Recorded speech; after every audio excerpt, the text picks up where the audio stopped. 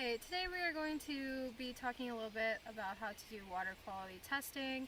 We have a couple tests here today. This is what they use at Kent Park, which is where we're testing today. Some of the tests are basic and can be done in the classroom. Some are a little bit more intermediate, and there is one test that's a little bit more advanced that you might not really be able to use in the classroom, but we'll show you those. Let's go do our first test.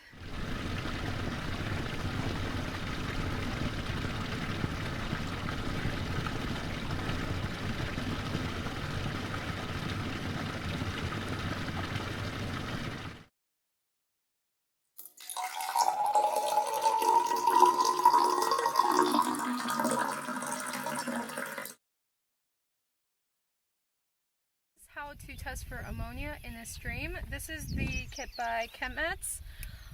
We also have a couple other kits that we're going to suggest you use, and they're very similar to this test kit. So that's going to be our phosphorus kit and our dissolved oxygen kit. When you open it up, there are a couple different components here. So this is a colorimetry type testing, so you basically compare to all these different colors here. You have more to compare to here as well. These are for smaller concentrations of ammonia. It's not, unless you're looking at really bad water, you're unlikely to see really high levels here. But we are at Kent Park, which has done like restoration work, so we're probably going to be like less than 1 here. Here are the other parts of it. So this is going to be your test tube. We have our water that we collected from our pond over here, and we're going to rinse this out. Twice should be good, and then you're going to fill it to 25 milliliters. So that's going to go right there.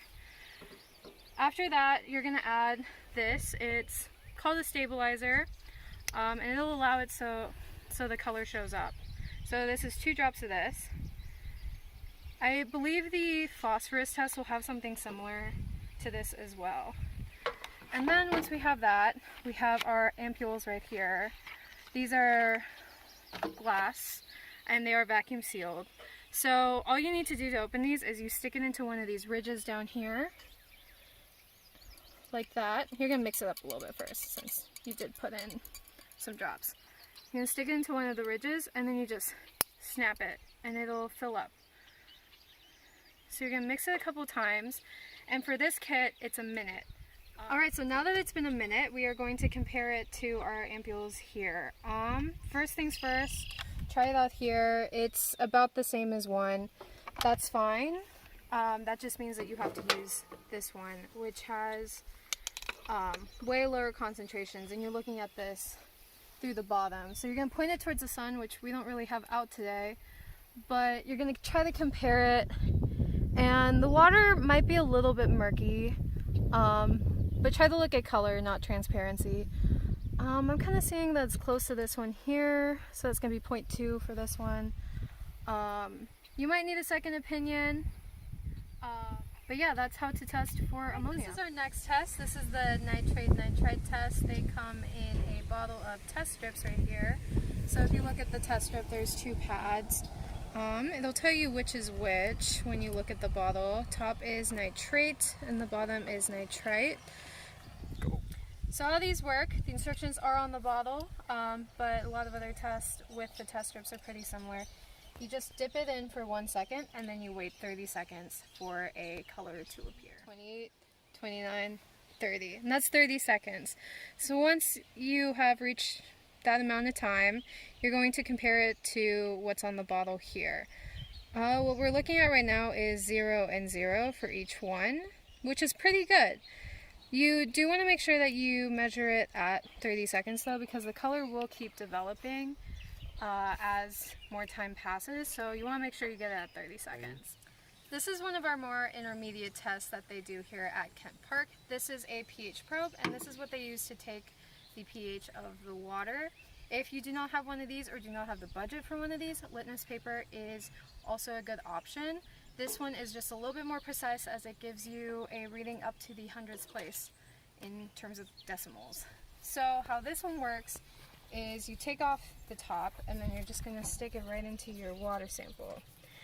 and then it'll start to change numbers here. But you'll know when it's ready when a smiley face appears right over here on the screen. And it is still going. We'll let it even out again. Okay, 8.15. But again, litmus paper is also a good way to go when testing pH. This is our dissolved oxygen test. It is probably the most sophisticated piece of equipment that we have with us here today. And this probe is pretty expensive. So we do have some alternatives that we will include in the description and in our shared folder as well. But just for the sake of showing you how they do it at Kent Park, this is the probe that we use here. So this is our turbidity tube. What you're going to do is unsheath the probe, and you are just going to place it right in here. Immediately you're going to start getting some readings, but to get more accurate readings, we have been told that you can kind of move it up and down, and that should help stabilize and get a higher or more accurate reading. So that'll show up here. And what we are concerned with is this top number right here. That is going to be, let's see,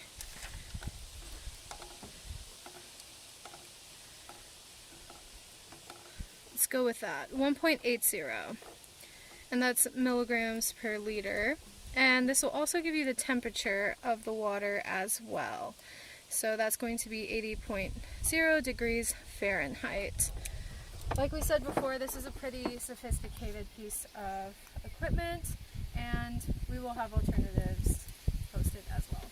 Alright, so this is how we test for turbidity. We have two pieces of equipment here. This is a turbidity tube, and this is a second disc.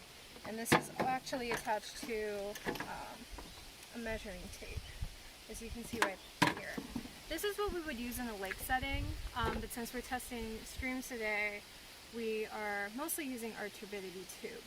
So basically how you do this is when you get your water sample, you're going to fill it up to the top, and then you're going to look down the center here. On the inside, you should see the same design that is shown on the Secchi disc, which is that black and white, as you can see right here. It's just located at the bottom. And there is this release right here. Different Secchi or turbidity tubes will have different types of water releases. This one just works like a clamp like that. So you're basically going to look down. You want your back to be opposite of the sun, and you want to look straight down to the bottom of this and let out water. As soon as you see the Secchi disc at the bottom, you're going to stop, and then that'll be your reading for turbidity. This is our phosphate test. It is a little bit intricate. We will have an alternative that is similar to the ammonia test as well, if you would like to use that instead of this. This basically is a light sensitive reading. You have a blank here. This is where your sample is going to go. These little packets that you put in sometimes gives a color and a microfiber cloth. We're going to start with the blank, and we are going to fill it up and rinse it out 3 times. 3, and after that we're just going to fill it up to the 10 milliliter line.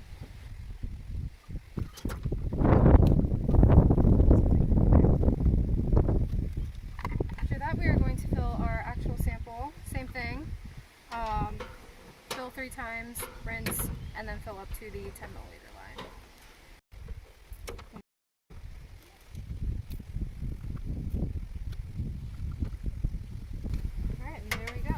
So at this point, time does kind of start to matter. I'm going to set a timer for 2 minutes on my phone, and then I'm going to drop one of these packets in there, start the timer, shake for 30 seconds, and then wait a minute and 30 seconds for everything that is in here to settle. So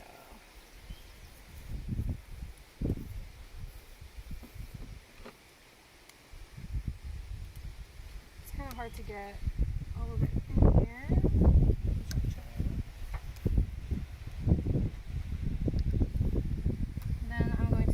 timer and shake it. Alright, and that was 30 seconds of shaking this bottle. While we wait for everything in it to settle to the bottom, as it might affect the reading, what we're going to do is we are going to put our blank in here to calibrate it. So I'm just wiping this down with the microfiber towel, and then at that point only touch it by the top. I'm gonna turn this on, open it up, and then this diamond is going to line up with this arrow right here. So that's going to go in like that, and then we put the top on it, and then we're going to press this 0. And now it's calibrated. 38 more seconds to go before we can test that one. Okay, so now I'm going to just go ahead and place our test vial in here just while I wait for the 30 seconds to finish up. Alright, our 30 seconds are now up, so we are going to test this 3 times just so we can get a more accurate reading. So now that it's in here and ready to go, we're going to press the check mark. And we're getting 0.23 for our first reading. We'll test it again. 0.23, and then test it a 3rd time. 0.22. So we got 0.23 2 out of 3 times, so that's the number that we're going to go with for this test.